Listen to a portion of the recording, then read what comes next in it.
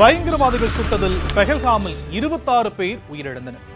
இந்த செய்தி இந்தியா முழுக்க ஏற்படுத்தின அதிர்வலையும், இதற்கு ஆபரேஷன் சிந்தூர்னு இந்தியா கொடுத்த பதில் தாக்குதலால பாகிஸ்தான் நிலைக்குலைந்ததையும் விடவும் மிகப்பெரிய பாதிப்பை இந்த பயங்கரவாதம் பெஹல்காம்ல ஏற்படுத்தி இருக்கு. பெஹல்காம்ல குதிரை சவாரி ஃபேமஸ். அதுல ஒரு குதிரைக்காரரான சையத் தன்னுடைய உயிரை பணயம் வச்சு சுற்றுலா பயணிகளை காப்பாற்ற முயற்சி செஞ்சார். பாகிஸ்தான் தாக்குதலிலிருந்து மீட்டெடுத்து பனி சூழ்ந்த பாதைகளை இழந்த பள்ளத்தாக்கில் இருக்கும் பெஹல்காம் வாசிகளின் வாழ்க்கை எப்படி பாதிக்கப்பட்டிருக்கு அப்படிங்கறத இப்ப பார்க்கலாம்.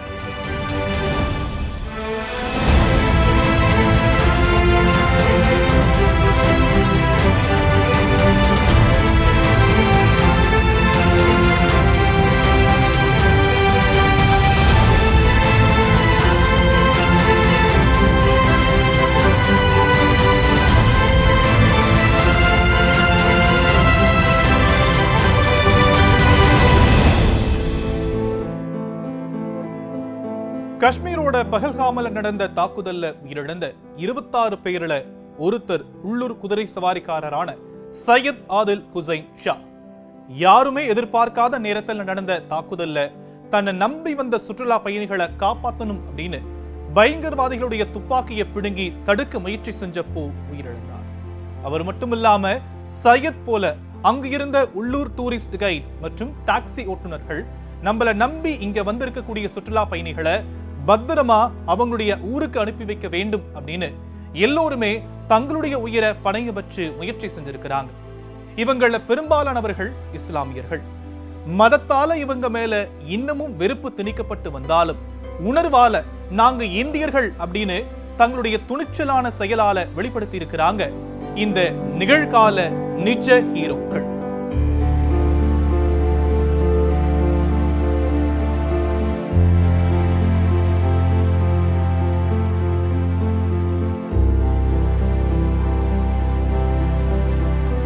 பயங்கரவாத தாக்குதலில் இருந்து சுற்றுலாவாசிகளை காப்பாற்ற தங்களுடைய உயிரை துச்சமா எண்ணி வீர செயலில் ஈடுபட்ட உள்ளூர் வியாபாரிகள் இப்போ வாழ்வாதாரத்தை இழந்து நிற்கிறாங்க. பயங்கரவாத தாக்குதலுக்கு பல நடவடிக்கைகளை இந்திய அரசு முன்னெடுத்திருந்தாலும் இன்னமும் பெஹல்காம் இயல்பு நிலைக்கு திரும்பாமலே இருக்கு.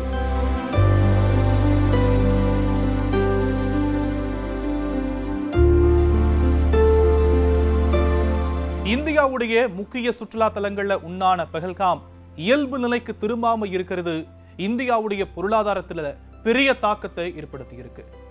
8.04 லட்சம் உள்நாட்டு பயணிகள், 14,000 வெளிநாட்டு பயணிகள் மற்றும் 6.17 லட்சம் உள்ளூர் மக்கள், மொத்தம் 16.36 லட்சம் மக்கள் 2023 பெஹல்காமுக்கு வருகை தந்திருக்கிறாங்க.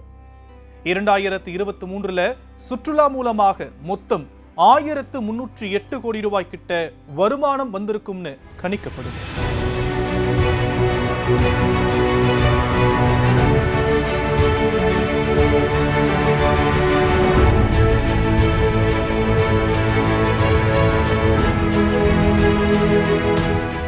மற்ற நகரங்களை போல விவசாயம், தொழில்துறை, கட்டடத்துறைன்னு மற்றத பெரிய அளவு நம்பியில்லாம காஷ்மீர் மற்றும் பெஹல்காம்ல இருக்கிற மக்களுடைய பிரதானமான வாழ்வாதாரமே சுற்றுலாவை நம்பிதான் இருக்கு.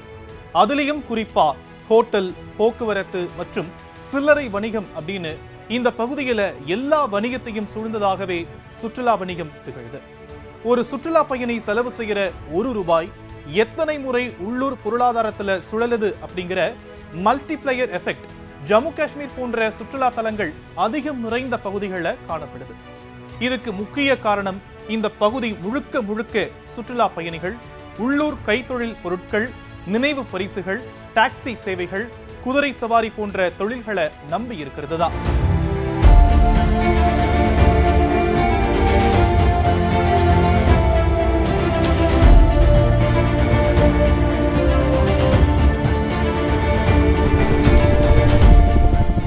மொத்த உள்நாட்டு உற்பத்தியில கணிசமான பங்களிப்பை ஒட்டுமொத்த ஜம்மு காஷ்மீரும் சுற்றுலா மூலமா பங்களிச்சுட்டு வந்துச்சு. இந்த நிலையில பெஹல்காம் தாக்குதலால 40க்கும் அதிகமான சுற்றுலா தலங்கள் மூடப்பட்டதால காஷ்மீர் பள்ளத்தாக்குல 80% அதிகமான முன்பதிவுகள் ரத்து செய்யப்பட்டிருக்கு. கூடவே 6 கோடி ரூபாய் அளவுக்கு ரயில் சேவைகளும் ரத்து செய்யப்பட்டிருக்கு. இந்தியா பாகிஸ்தான் இடையிலான எல்லை மூடப்பட்டதால இரு நாட்டு வர்த்தகமும் பாதிக்கப்பட்டிருக்கு.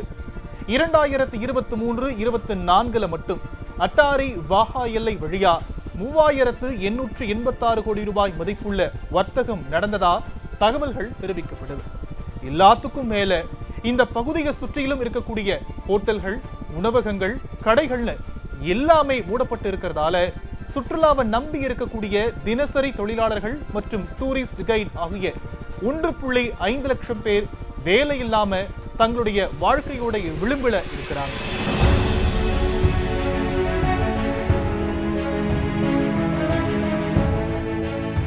தாக்குதல் நடந்த அப்புறம் போற ஸ்டார்ட் பண்றதுக்கு பதிலா நாட்டுடைய முக்கிய எல்லையும் சுற்றுலா தலத்துடைய முக்கிய இடங்களுக்கு முறையான பாதுகாப்பும் தகுந்த முன்னெச்சரிக்கையும் அரசு தரப்புல இருந்து கொடுக்கப்படணும் அப்படிங்கிறதே வாழ்க்கையை இழந்த சுற்றுலா பயணிகளின் உறவினர்களுடைய வேண்டுகோளாகவும் மீண்டு வர முடியாம தினமும் போராடி வாழ்வாதாரத்தை இழந்து நிற்கிற பெஹல்காம் உள்ளூர் மக்களுடைய வேதனையாகவும் இருக்கு.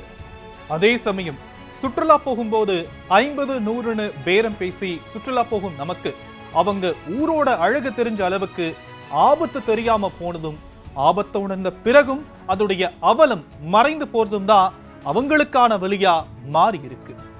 வாழ்க்கையை இழந்தவர்களுக்கு உரிய நிவாரணம் போய் சேரணும் அப்படிங்கிறது தான் அவங்களுடைய கோரிக்கையாகவே இருக்கு. பெஹல்காம் தாக்குதல்ல பாதிக்கப்பட்டவங்களுடைய குரல்கள் குண்டுகள் வெடித்த சத்தத்துல மறைஞ்சிடக்கூடாது அப்படிங்கிறது தான் எல்லோருடைய எதிர்பார்ப்பாகவும் இருக்கு.